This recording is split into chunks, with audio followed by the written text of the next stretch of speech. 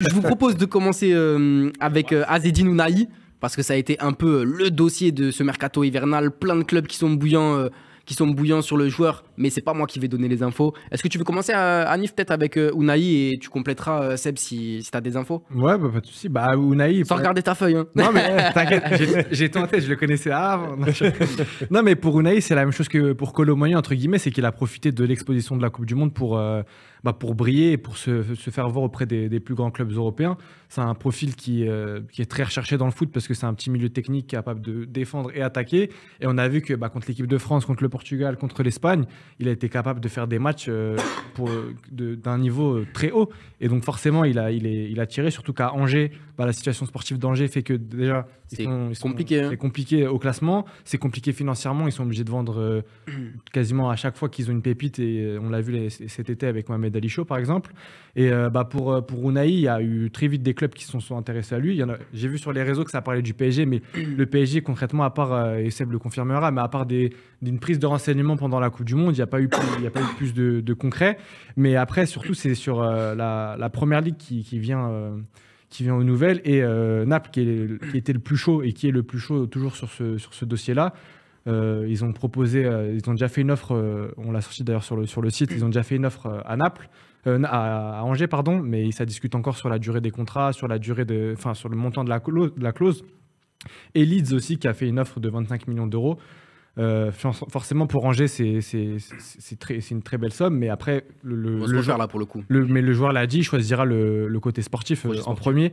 Et là, Leeds, est-ce que ça coche les cases pour lui? Est-ce que c'est un championnat qui justement par rapport au projet sportif, est-ce que c'est pas intéressant aussi de soit signer en première ligue du côté de Leeds? Il y a même l'OM aussi, je sais, qui était intéressé à un certain moment donné. Est-ce que tu peux? Oui, parce que là il y a pas Manchester United dessus. Je vous rassure les amis, il y a pas Manchester. Je pense que c'était plus l'OM. En tout cas, oui, il y a l'OM qui est là. Ce qui est sûr, c'est que c'est une vraie piste appréciée par Pablo Longoria. Mais évidemment, on est sur des tarifs qui sont assez importants et on est sur un poste qui n'est pas forcément... Il n'y a pas forcément de besoin à Marseille. Évidemment, si Matteo Guendouzi s'en va cet hiver, ça peut être une vraie alternative et ça peut être vraiment intéressant. Guendouzi, pour l'instant, il est bien intégré dans le projet Marseille. On n'est pas au mercato de l'OM, là. Tranquille, on va y arriver, t'inquiète. Je ne vais pas tout dévoiler mes cartes tout de suite, laisse-moi un petit peu... Non, mais en tout cas, tout ça plus sérieusement, c'est vrai qu'aujourd'hui... il y a une vraie volonté de façon de départ, c'est sûr et certain. Aujourd'hui, son agent travaille activement pour le sortir d'Angers. C'est une certitude, le joueur veut partir. Le président d'Angers a ouvert la porte à un départ, mais il est malin. Il est malin, l'ami Saïd, Monsieur Chaban. Il va forcément vouloir le plus d'argent possible.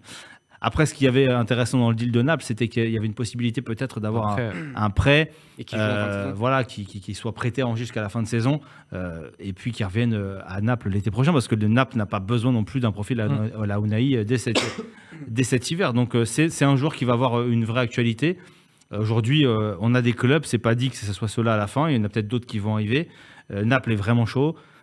On peut dire que c'est Naples la tendance qui se dégage. Après, au début, Leeds, il n'était pas spécialement chaud pour y aller. Aujourd'hui, je pense qu'il a une situation où je pense qu'il est aussi conscient qu'à un moment donné, il va lui falloir un vrai projet sportif et un endroit là où il peut s'épanouir et aller autre que chez le dernier de Ligue 1 sans manquer de respect à Angers.